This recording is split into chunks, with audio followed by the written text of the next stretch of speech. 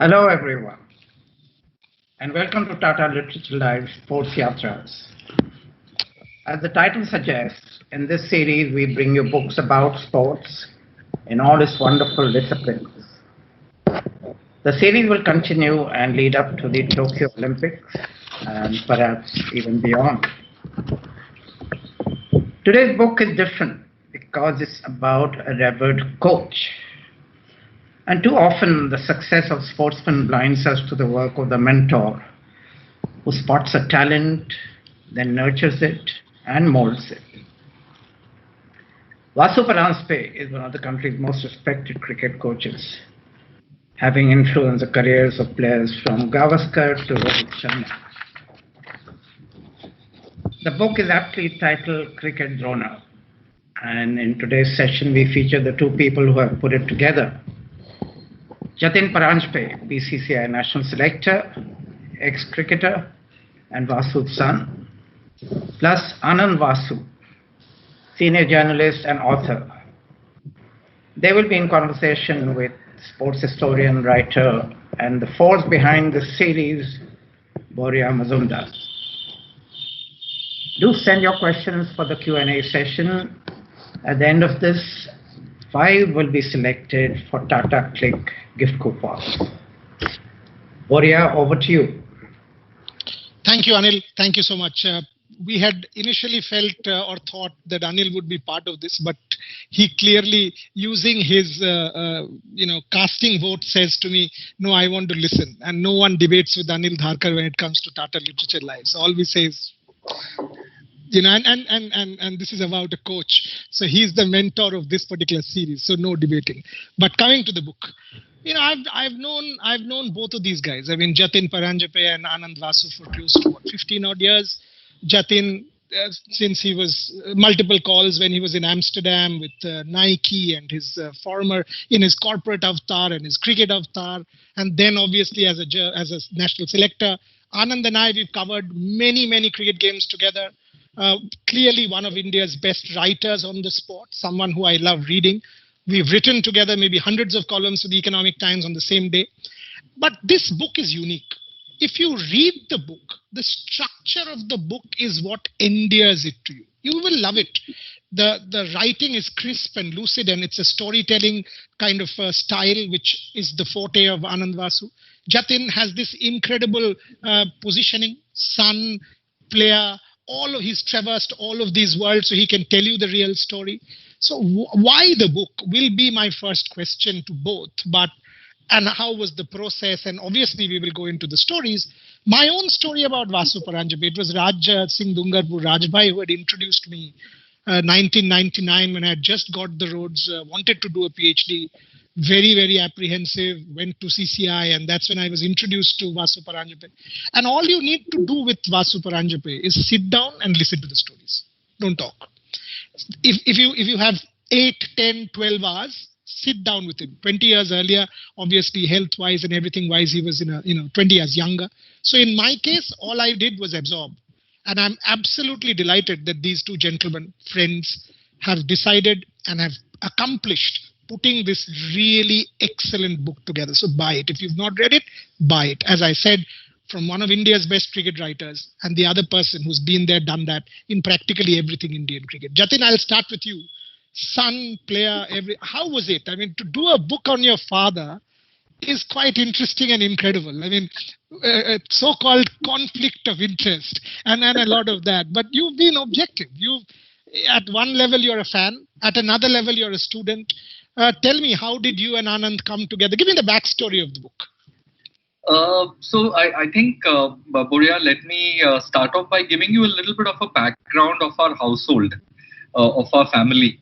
My father is now retired, but primarily a cricket coach. My mother now retired, but she taught English literature for 35 years of her life. So we had a unique blend of sport and education in the house. I have 2 elder sisters; they are both doctors. Yeah. So I was always introduced to the teaching part of it through my mother, and the teaching part for sport through my father. And I've been a fan of teachers, coaches, we think about what is taught, how is it taught, why is it taught, but who teaches it is probably the most important aspect. And Anand and I have been friends for a long time, and we would talk. He would come home and we would talk to dad and pick his brains all the time. And we would always go away saying, we should chronicle this. It so happened that both of us actually decided to sit down and chronicle it. So a lot of times we just kind of say something and leave it at it. But I wanted this book to be a little bit of a tribute to coaches, Boria. Because not only cricket coaches but other sports coaches across India who've played key roles in bringing talent through, but have been selfless, have been understated all throughout. And I just thought that if these stories are told, in some way we will be paying a tribute to other coaches across sports in India. So that was the genesis of it. He was absolutely embarrassed. He said, Jatin, no, don't do this. I have done nothing. And I said, no, don't think of me as your son for a second. Just think of me as somebody who's been through tutelage from you as well. And I just want to, tell the story. And I had seen at first hand the amount of impact he had on so many of our greats. I just wanted it to be a nice, a book which anecdotally takes you through the journey, essentially. Interesting. I mean, you've given me 6 questions there, but I'll come to that. I mean, from Sunil Gavaskar's Don Bradman not being anecdote to this book is a treasure. But Anand, Vasu, tell me a little bit more. I mean, Jatin's just told me his perspective. Where did you start? How did you start? You were telling us before the session started, you would go to their house and listen to Vasu Paranjape for hours on end. Give me your backstory of the book. So there's 2 things to this. The first is, of course, that I watched Jatin when he was still playing cricket. I've covered games that he's played in. I first saw him when he was playing first division cricket in Chennai. After that, in the Ranji Trophy and in various other places. So I didn't really know him very well then. We were acquaintances. We might say hello to each other occasionally. But he was the batsman and I was the reporter in that initial phase. I always enjoyed watching him bat. My first encounter with Vasu sir was when he was coaching the NCA team, which played in the Buchi Babu tournament in Madras. This would have been just after India won the Under-19 World Cup in Sri Lanka in 2000, which I covered that tournament as well.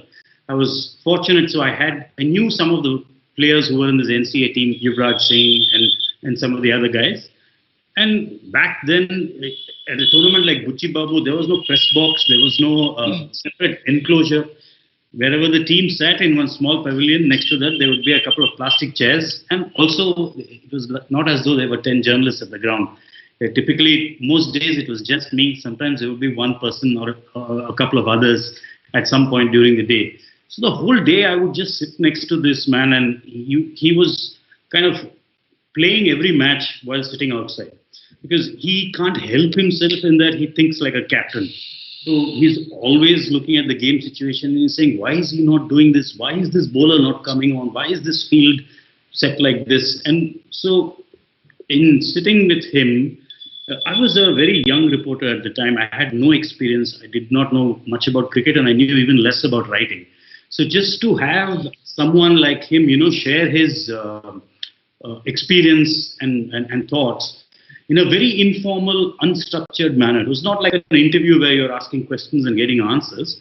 But if you sit next to somebody the whole day, those were 3-day matches at the time. So 3 days of just, sitting and listening to him talk about this batsman's technique, that bowler's attitude, how a team is approaching something.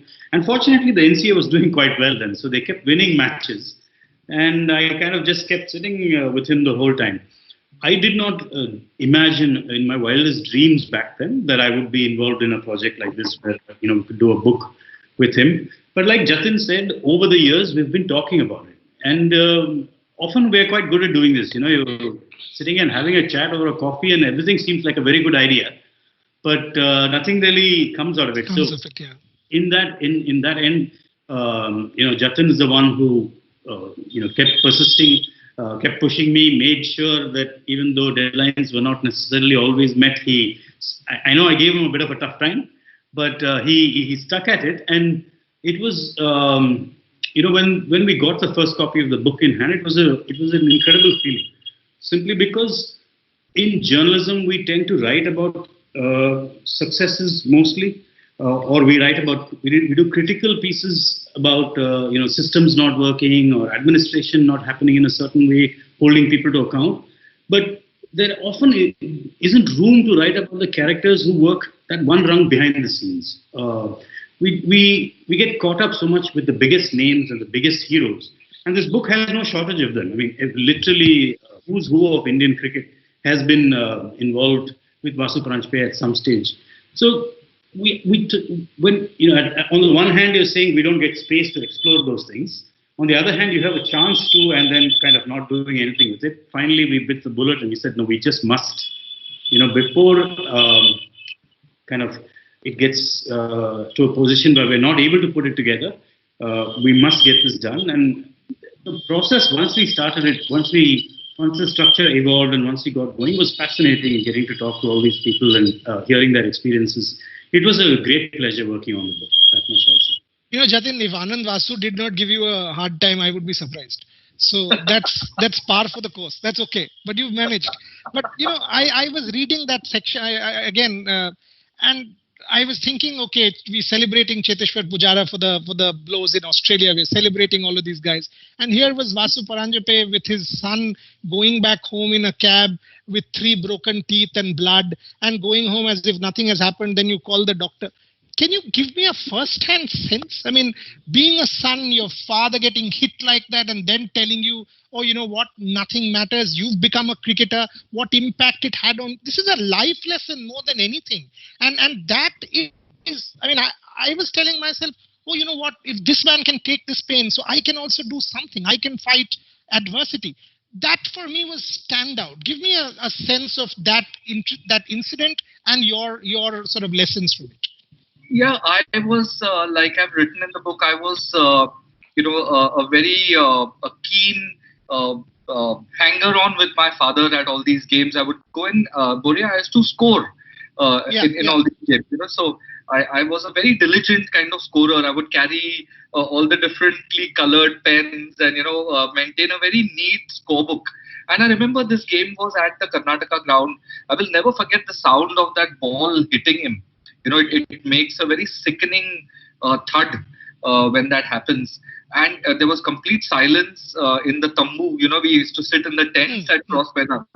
And there was complete silence and people, the opposition closed in on him to check if he's okay. People from the Dada Union team ran out and he just put his hand out there saying, I'm fine. And didn't even take a drink of water. There was a drinks break which was due in the next 15-20 minutes. The umpire actually had to go and tell him that Vasu, I think this is a serious injury. At least take some water. So he continued playing that way with the creams completely bloodied. Sometimes there's a sense that.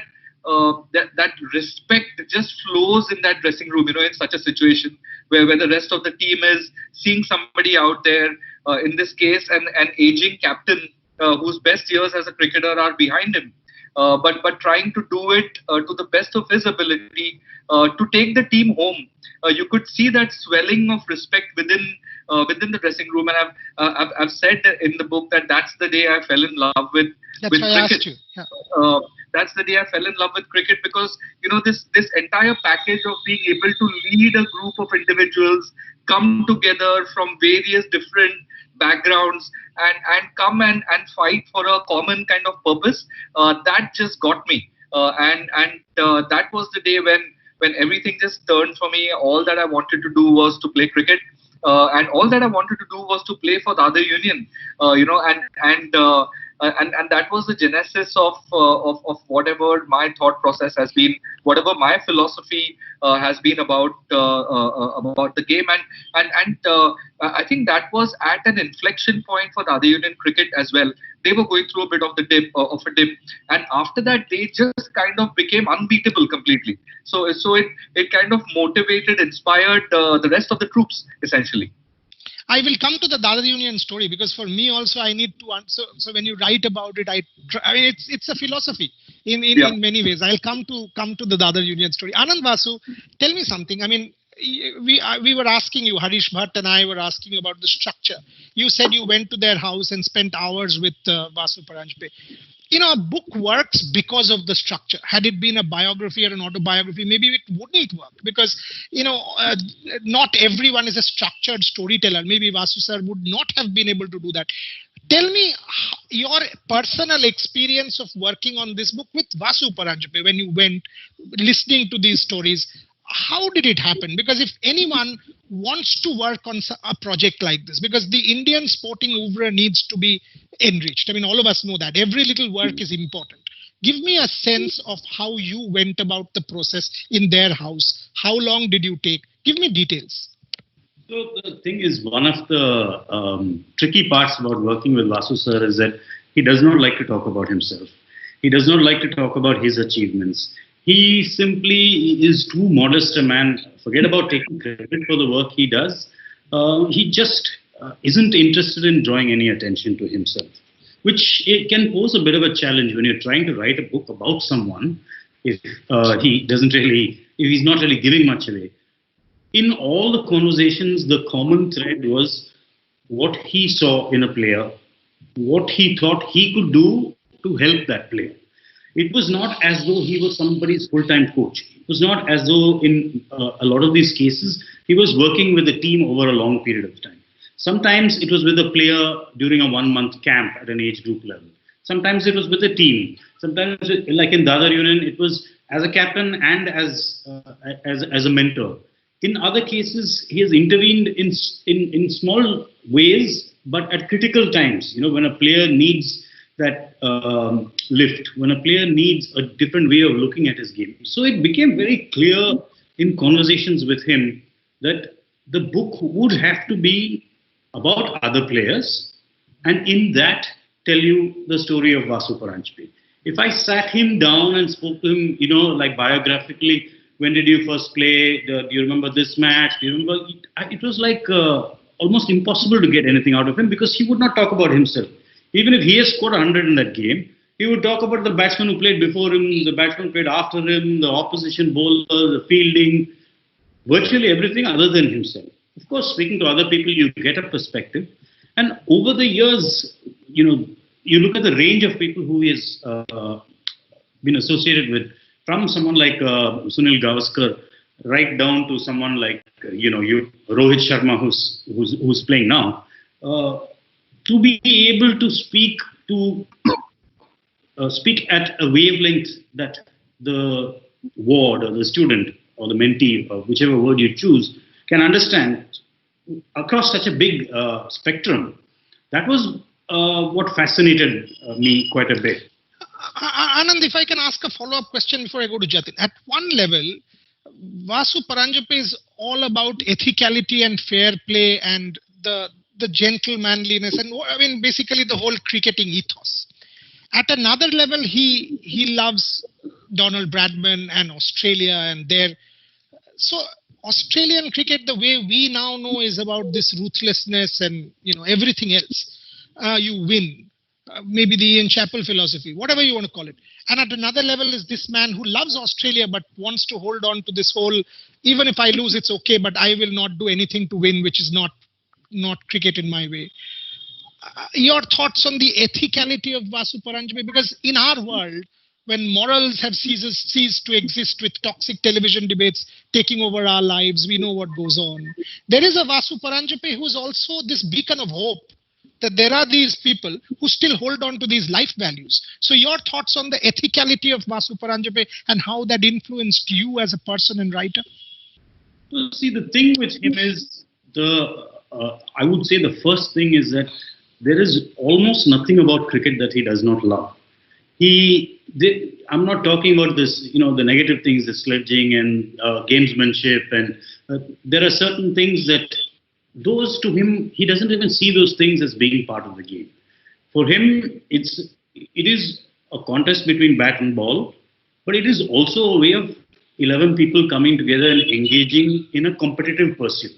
So as much as you enjoy playing yourself, as much as you look for excellence in what you do, try to get better, try to play a better grade of cricket, try to get selected for the next level, play for a team, it is about respecting the opposition, because they are trying to do exactly the same thing that you are doing.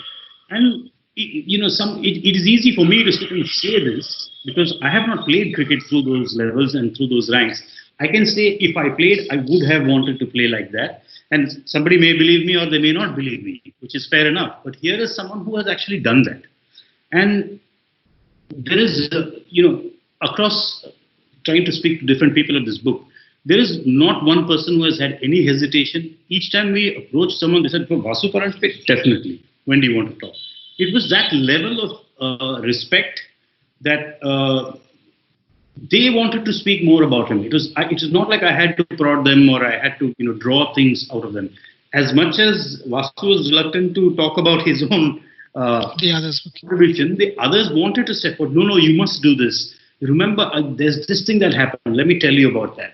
So, I think, just like with his coaching of players, he may not tell you, adjust your stance like this, change your backlift like this, although he understands technique as well as any coach that is going around. That's not what he might tell you, because that's not what you might need at the time.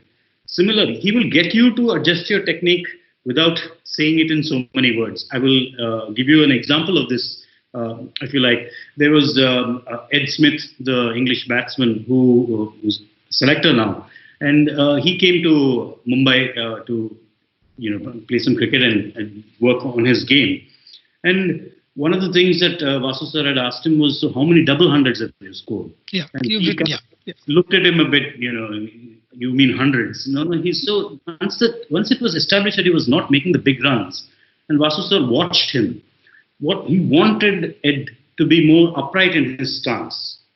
But a regular coach would take you to the nets and make you stand more upright and try to get you used to that by bowling 1,000 balls at you. What Vasu Paranjape did was suggest that he use a bat with a handle that is 2 inches longer. Now, he had a top hand grip. So if the handle is longer, automatically he has to stand upright. So Ed Smith's technique changed without Ed Smith realizing it. And he got runs.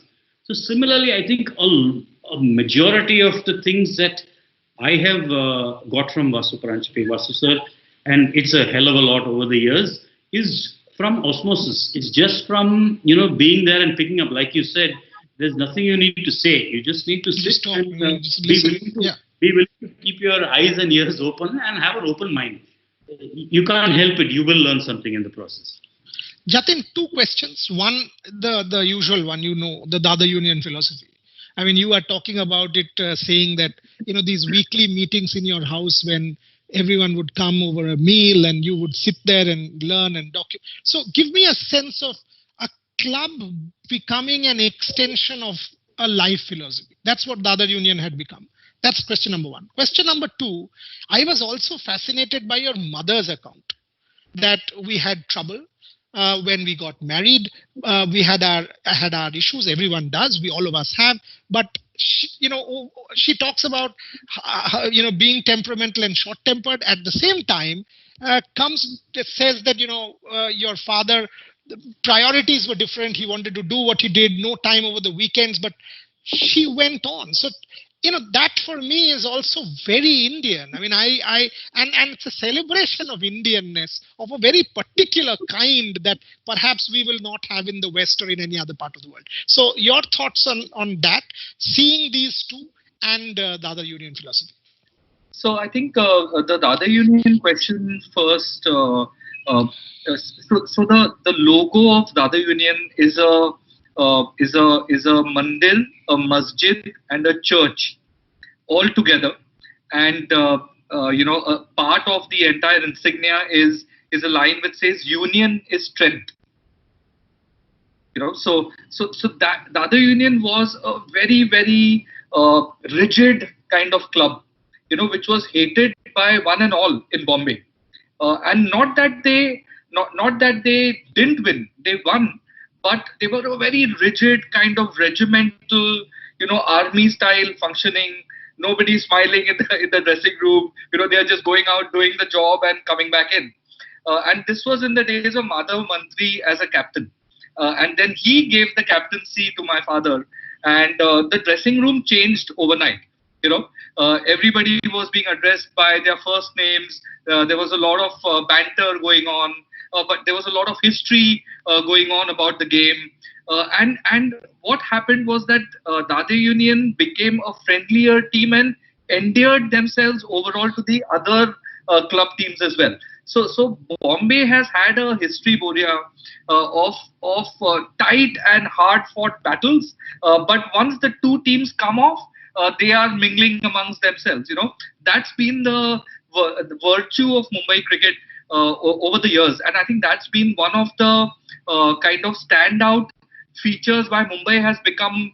Why they've won so many times with this, that, and the other, because there was this kind of hard-fought, Khadus kind of attitude on the pitch, but there was camaraderie off the pitch. So Dade Union for him was like a temple, literally.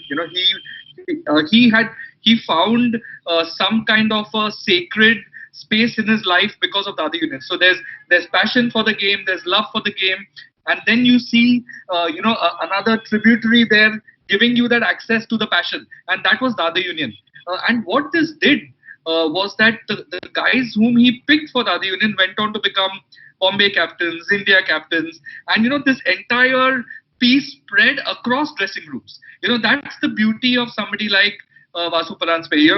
His philosophy was accepted wholeheartedly by his junior players, who then became big players, and they flowed that philosophy through whichever dressing rooms and teams they played for. So Dade Union was a club which played hard, played as a team, but never pushed the boundaries of the game. And I think that's the dichotomy of my father to a certain extent, that he loves Australia for what they bring to the table in wanting to win, but he also, as a practitioner of the game, never ever kind of bent the rules or even attempted. That's why I asked Anand that question. Yeah. So there was, while these two pieces are very adjacent, that line was never crossed in the way he played his cricket. And I think the feature at Dade Union was, here's a captain who wants us to get better.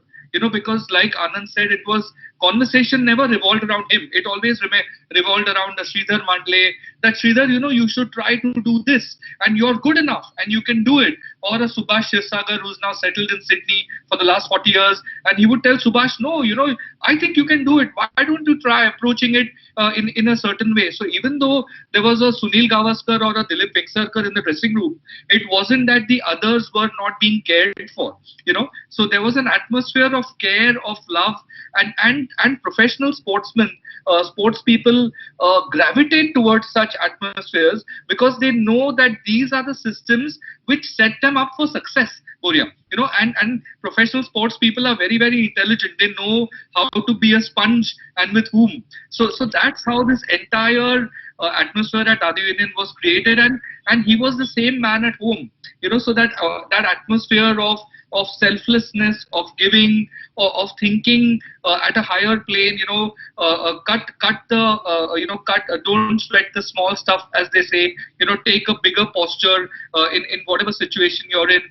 These were things which a young lady like my mother found it hard to accept coming in into a young marriage, but then she became a bhakt of that kind of thinking as well, essentially. So that's what she's trying to allude, that here was a guy who was focused on others all the time, but she embraced that philosophy. What is fascinating is they got married when Vasu Paranjape was 24. For anyone listening, she was 18, and then she goes on to complete her academics, and then became a teacher for 35 years. Fascinating family, fascinating, absolutely. And I love that bit of the book as well. Anand, simple question. I mean, at least there are 100 references of Vasu sir's wit and sense of humor.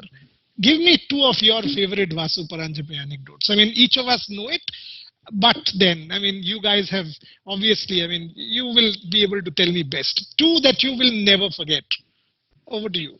See, I think this is, I will get to that in a second, but also there's so much spoken about his wit and everybody has an example. But I think also the manner in which that wit is a part of his character is what is the most endearing. Yeah. Because it is not as though he's trying to tell jokes and be funny and be the center. Correct.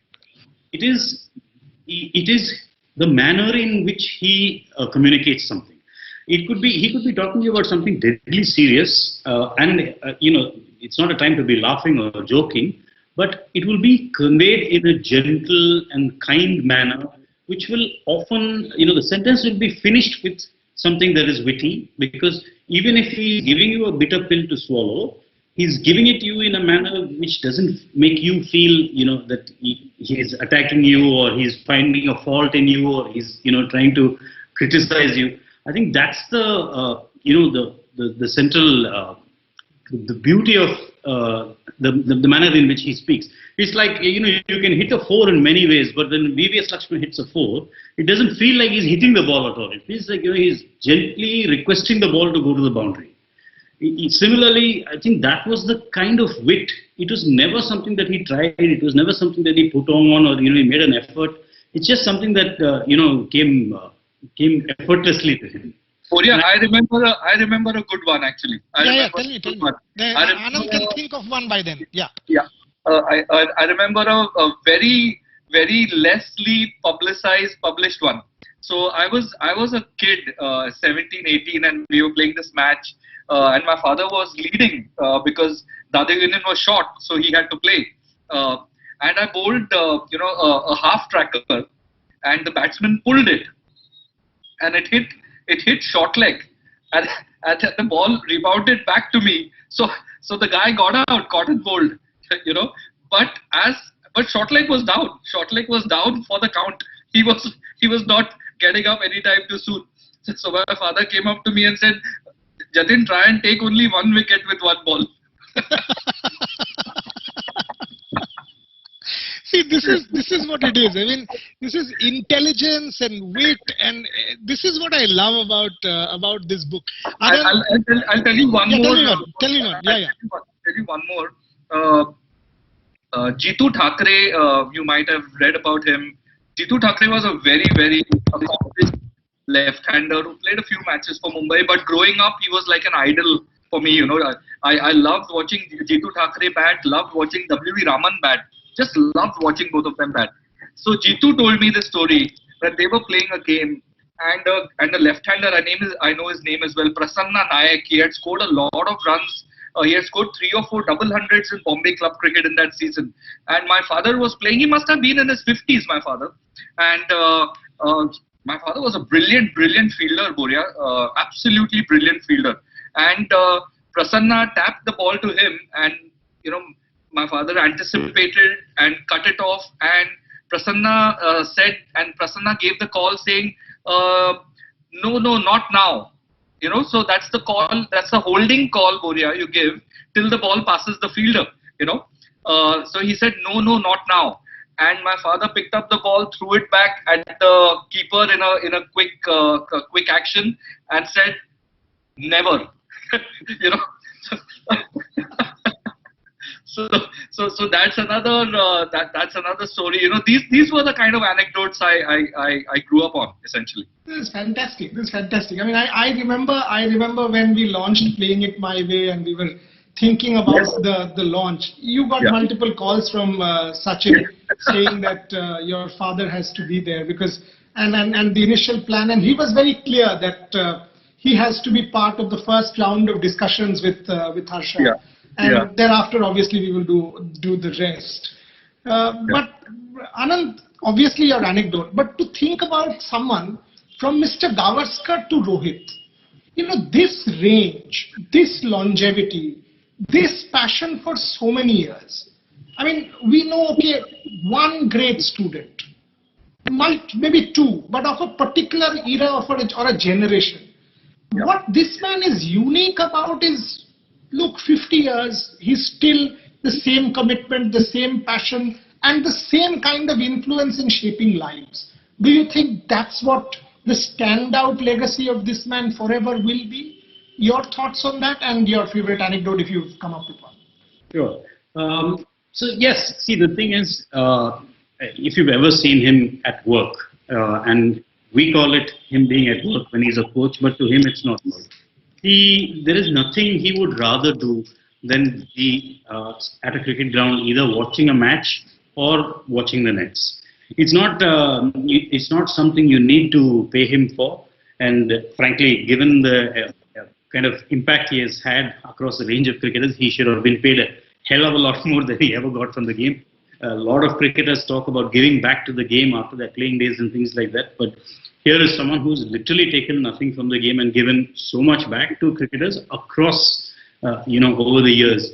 I think it's his genuine empathy for the sport and for sports persons that have allowed him over the years to maintain this.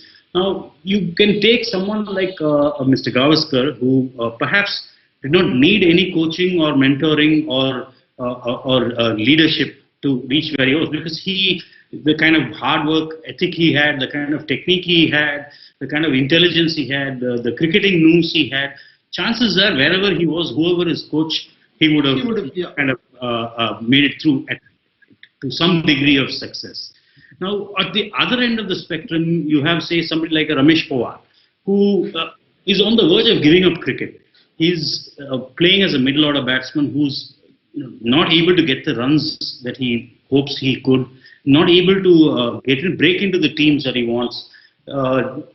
He's not getting from cricket, what he hoped for. He's neither getting the joy that he had when he initially started playing the game, nor professionally getting the return, nor is there a hope of advancement and a career and future prospects at that point to enter into someone's life like Vasu did with Ramesh Pawar, and see that he's enjoying bowling in the nets, and see the potential in him as a bowler. Like everybody else saw Ramesh Pawar as a batsman who bowled a little bit, and at the point where Ramesh Pawar was on the verge of giving up, his entire playing career and getting a government job and trying to settle down in that kind of sphere, here's a man who changed his life.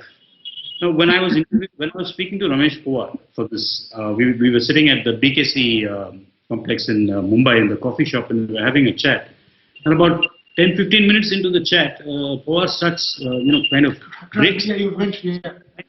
And actually, the BKC staff came up to see, whether maybe I was a own recovery agent who was trying to harass him or something like that.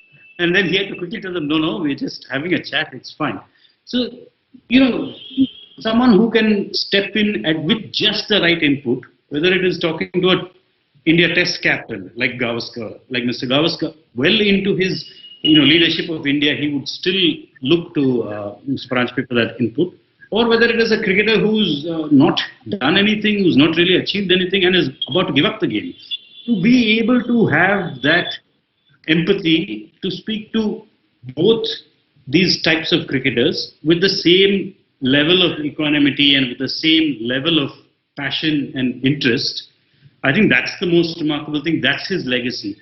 When he saw a cricketer, he did not see his name, his achievements, his standing, his station. Paranjape did not see that. All he saw was how he was bowling the ball, how he was batting. Why is he not doing this? Why can't he do this and get better? It's just the way he looked at things. Boria, there are several questions. Yeah, go on. Boria, but before you do, so today our other takeaways, you can also now know Anand Vasu not only as a very good cricket writer, but maybe a possible loan recovery agent. That's my takeaway. So I won't forget that. So यार ये ऐसे dangerous है. मैं तो अभी और डरूंगा इससे. वो भी ठीक है. A successful loan recovery agent. Successful. Correct. Bolo. Yes, Jatin. Boria, I have been, we haven't spoken a lot in the book about his predictions. Unbelievable. I have been privy to hundreds of accurate predictions. I will give you the top 3. 1983 World Cup final. We were watching it at a friend's house, his student's house, Darshak Mehta. You might know Darshak. Yeah. And 183 all out. I had a small face, and he said, "Jatin, this game is not over. This game is not over. If we can get Greenwich out, I've got a feeling if we get Greenwich early, I've got a feeling they will be 66 for 5, Boria." The second one, Sachin got LBW to Ronnie Irani once. Remember in a test match? Yeah. And I think Nasir Hussain got Irani on, and Dad told me, Jatin, he will trouble Sachin. Mark my words. 3rd or 4th ball, I think he will trouble Sachin. 4th ball out here, LBW. The third prediction, 1996 World Cup was in Sri Lanka. Was it Sri Lanka? Pakistan and and final, Boria, final Australia Sri Lanka, and Sri Lanka lose a wicket, and this guy comes into bat. Their captain, I forget his name now. Arjuna and Aravinda. Arjuna Ranatunga comes into bat, Boria. Damien Fleming is bowling, and Mark Taylor, instead of standing at first slip, is standing at second slip. And my father gets up and says, "What have you done? The first ball is going to go into first slip." And Fleming bowls it. He nudges at, that typical Ranatunga prod, and kachak, it goes between the keeper and second slip for 4. And then Mark Taylor comes into first slip, and my father says, "Now not a single ball is going to go there. You had your chance. You messed around with that placement. The game's gone." Man, oh man. आप Vasu sir के पास जाओ और fantasy खेलो ना यार. खेलो. अभी loan recovery agent नहीं करना है तुम्हें. ये करो. Unbelievable. What a second this is turning out to be, man. Okay, I because there are loads. So let me take 5. If I still have a bit of time, then I will come back to my own. But 5 of the winners are getting Tata Click vouchers. The first winning question is from Bobby Menon. Most stakeholders in cricket get the recognition they deserve. Umpires, commentators, selectors, but mentors who are the real creators of cricketers are largely kept in the background. Why don't cricketers talk more about their mentors? Anand, why don't you take this? Well, I think it's not so much a question of why they don't talk more. They do, but it is at certain forums. There is an appropriate forum, I think, where these things are spoken about. If you look at how the mainstream sport is covered, perhaps there is not enough of this. I think this is a failing, a shortcoming of journalists such as myself. Traditionally, over the years, we have not looked at this as much as we should have. It is a failing also of media organizations who think only a certain kind of thing sells and therefore is not interested in pushing. But that's something that it is up to people like me and yourself, Boria, to push that it's not only the big names and it's not only the mega stars that deserve all the space. Now, coming to recognition, I think in terms of traditional mainstream recognition, they may not get much as they deserve. They certainly don't. But if you look at it, if you look at a book like this, for example, when you have from Sunil Gavaskar to Dilip Vensarkar to Sandeep Patil to Sachin Tendulkar, literally to W.V. Raman, Anil Kumble, Rahul Dravid, it's a long list and is an exhaustive list from across the country. And that all these people have their story, their one inflection point or one turning point where Mr. Paranjape, helped their cricket go to a next level, and that they have come together and spoken about this. I think they should be done more. There are definitely more other coaches out there in India and mentors who deserve to be recognized similarly. And I'm sure if you go to cricketers and tell them that, look, we need to do this, there is there is a need to recognize these people in a more formal manner. I don't think any cricketer will hold back. What Anand Vasu is telling us basically there is recognition. What is recognition? Is it about the respect that Vasu Paranjape will forever command? Is it about the material recognition that we often understand recognition as? Maybe he needs both or deserves both. So it is on us to ensure that he gets both.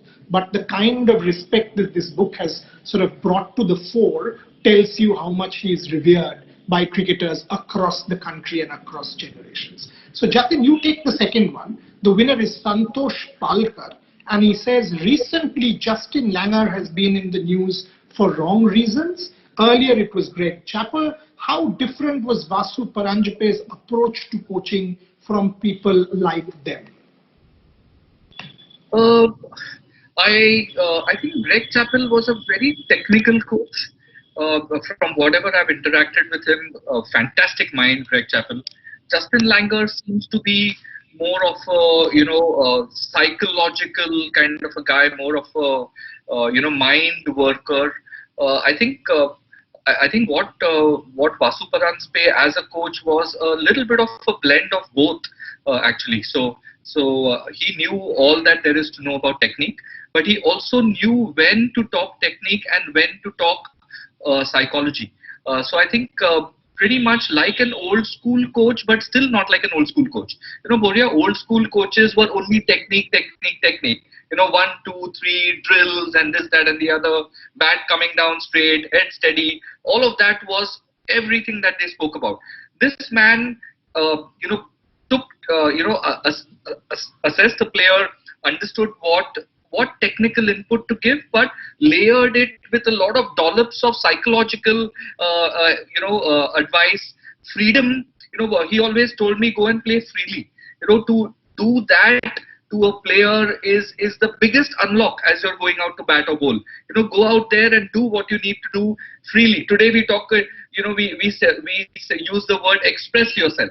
That's exactly what it is, So here was a guy who worked with the player, gave the player the confidence at that young age, where you wonder whether you're good enough or not good enough. So I think that's one point of difference between him and Greg and Justin Langer. Greg and Justin Langer work with players who are finished products. Here was a man which helped that product to reach the shop floor as fast as possible.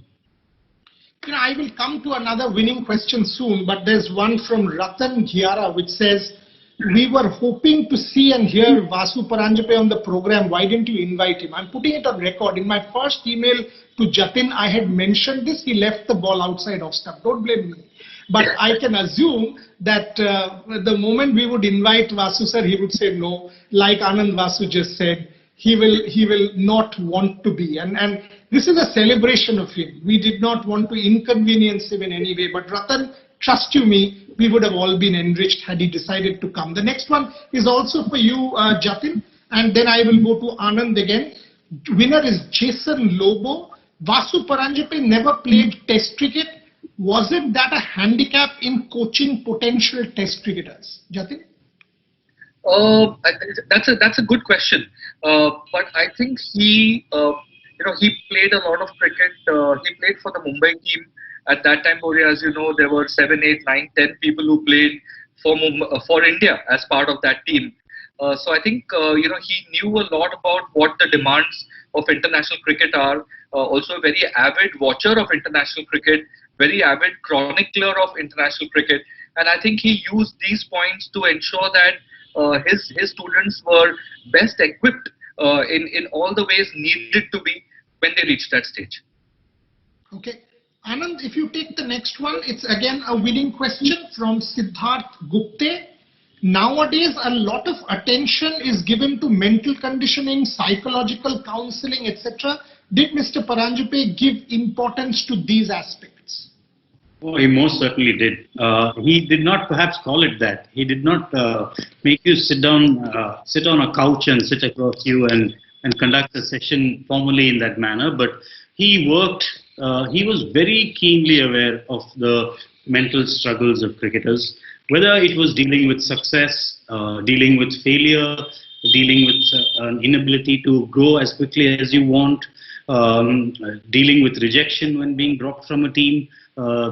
All these aspects of a game that are that the cricketers struggle with at one stage or the other. Every cricketer has struggled with these things, including the great Sachin Tendulkar has had self-doubt, because cricket is a game which is so much more about failure than it is about success. Sport is more about failure than yeah. And so in that sense, you can never be a successful mentor or coach or captain if you don't understand the challenges and the mental struggles that a young player is going through. I think the very fact that Vasu sir has been so successful is testament to the fact that he understood that you had to get the mind right. Getting the technique right, of course, was part of it. But if you got the technique right and the mind wasn't right, you would still fall short of success. And I think, Boria, to add to that, I think he knew exactly what is the. I think toolkit is a kind of in word right now. So let me use that. He knew what mental toolkit is needed, to be firmly in place as the player advances, through the various stages of development. And I think. So to answer the question, yes, mental training, psychology, sports psychology, whatever you call it, as it's coined nowadays, but was a very, very important ingredient in the evaluation of that talent. So yes, I think a lot of his work revolved around that. I'll give you an example. Sachin had made a statement in the media when he was playing, saying something to the effect that he's trying to be a more patient player, that he wants to display a little more patience in his batting. And I remember Daddy calling Anil Joshi, and because Anil is very close to Sachin, and said, "Daddy, I read that about Sachin. Can you pass on a message to him? Just tell him that patience, etc., is for lesser players. It's not for you." So he passed on that message to Sachin, and apparently, Sachin was laughing. But he says in the book that he took it seriously, because any message which used to flow from Paranjape to a player was always pondered upon and thought about deeply. The last winning question is from Sunil Sampath, and I will go to Jatin with this. I think Anand's having a bit of an internet issue there. Shivaji Park has been called the nursery of Indian cricket. Jatin, would Vasu Paranjape be the prime gardener of that nursery? So there were two teams which were the local derby in Mumbai would be Shivaji Park Gymkhana versus Dada Union. I think and they would say this side of the bridge and that side of the bridge, because between Dada and Shivaji Park there's the Tilak Bridge. So I think that entire area was pretty much the nursery for players coming into the Mumbai side. Now obviously it's become towards North Mumbai, Borivali, Kandivali is where all the players are coming from. So yes, I would agree with that, because a lot of players played for Bombay from Shivaji Park Gymkhana and Dada Union, and went on to have great careers for India as well. This is one from Ayush P. Cricket has changed dramatically due to white ball cricket. Would Vasu Paranjape been able to adapt his approach of coaching to deal with the shorter formats? Anand, Vasu? I don't think he would have needed to even make any adaptations or changes, because even the manner in which he played and encouraged people to play all forms of cricket was positive. It was never a question of, everybody talks about this Khadus style of Mumbai cricket.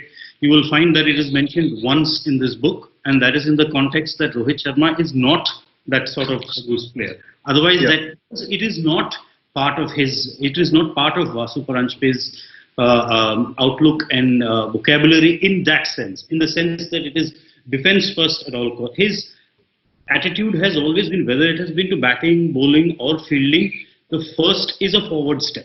I mean, I don't mean this literally, but take the game forward. What can you do to take the game forward? So I think he, and as Jatin was just telling you earlier, he's telling a player like Jatin that to go out and play freely. I don't think Jatin needed a second invitation to do that at any stage, as attacking as he was. But I don't think it would have made a significant difference to him whether it was 20 overs, 10 overs, 50 overs, or 1 day's cricket or a 5-day game. His approach to the fundamentals was so strong that it would not have needed any changing. You know, from Aditya Kumar, you've asked how would Mr. Paranjape deal with a cricketer who was in a slump. I would just request you to go and read that chapter on Ramesh Pawar. Just read that chapter. Trust me, you will have your answer there. Yasmin, Anand, Vasu just answered it. No one has mentioned the word Khadus, which is so associated with Mumbai cricket. Did Vasu Paranjape not emphasize? Just now, Anand Vasu's taken that. So there's no point going there. I'm just trying to take all. So this is perhaps, okay, Jatin, this is for you actually. Jatin from Shankar Ramachandran, please talk us through your stint with the national team. So I think the usual stuff applies here. As a player, you are entrusted with one job, and as you graduate, retire, and when you're asked to be a selector, it's obviously a great honor. But for me, I thought that watching cricket is the life and blood of a selectorial job, and I love watching cricket. So I thought I could do a decent job at it. It's a great opportunity to help players come through at various stages in their game.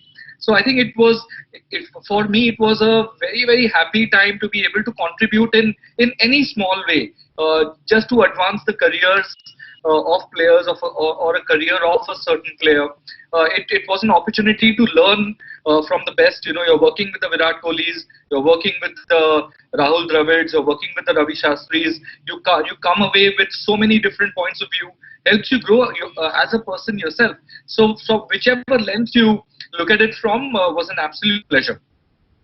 Okay, the last one I'll give to Anand Vasu before I close the session. It's 6:27. I'll invite Anil Dharkar to make his closing comments. Anand, this is the last one that we have, and Asif Khan says, would Vasu Paranjape have made a good captain? Now there's ample there in the book, but you still want to take that. I think he is someone who could not have been anything but a good captain, because and there is a lovely passage in the Rohit Sharma chapter that deals with it, and we all know how good a captain Rohit is across different formats. In that, Rohit talks about, Vasu sir is telling him, when you are on the field, if you have to look at the scoreboard to know where the game is at, as a captain you're already behind. You need to know where the game is at any stage, and the scoreboard will catch up with you. That's the kind of captain that Vasu Paranjape was. That is the kind of mentality he had to captaincy. It is, in a lot of ways, a lot of sport is about problem solving. If you can anticipate that the problem is going to come your way, you have the advantage over the next guy because you're already thinking about the solution. So in that sense, I think he would have made a remarkable captain because technically tight, tactically very astute, great manager of people, and doing all of these things with a smile. I mean, what more can you ask for from a captain? Absolutely. I had asked Sachin Tendulkar about Virat Kohli in a run chase, and he said what Anand Vasu just said. He said, you know what, his peripheral vision allows him to think where the game will be 5 overs down the line. That is why he's able to do what he's able to do. And again, Sachin Tendulkar, we all know that what they've written so beautifully, will always have a tremendous spot for Vasu Paranjape, and we all know what he told Raj Singh Dungarpur for that Irani trophy and that Pakistan series. For this particular session, I spoke to Rohit Sharma and I spoke to Sachin Tendulkar. Not many sessions sort of generate serious excitement from active sports people. This one did. They were like, really? And I will send both of them the recording. And that again tells you what Vasu Paranjape means to these guys who have been the greatest that this country has produced. And someone asked about recognition. I think that is recognition that this country can never forget. So from my end, Anand, Vasu and Jatin Paranjape, the fact that these two have done this book, it is a service to the discipline of sports writing in the country, and they have enriched our understanding of the sport and of human life. So back to you, Anil Dharkar. It was an absolute pleasure doing this session. Boria, thank you for having us. Thank you, Boria. You know, the sign of a great session is that you look at your watch and you say, what, 1 hour is already over? Because it has just gone by so fast. And wonderful anecdotes. Cricket came alive. And I think everyone who's listening in today would want to read the book. And I think that's a great, great success here. So I'd like to thank Jatin Paranjape and Anand Vasu, and of course you, Boria, for a great session indeed. As someone mentioned, you know, I wish the great man himself was present, because I would like to have talked to him, but Sure. maybe I'll do it one of these days. So thank you again. Thank you so much. Thank you so much. Thank you. Thank you so much. Thank you. Bye-bye. Bye-bye.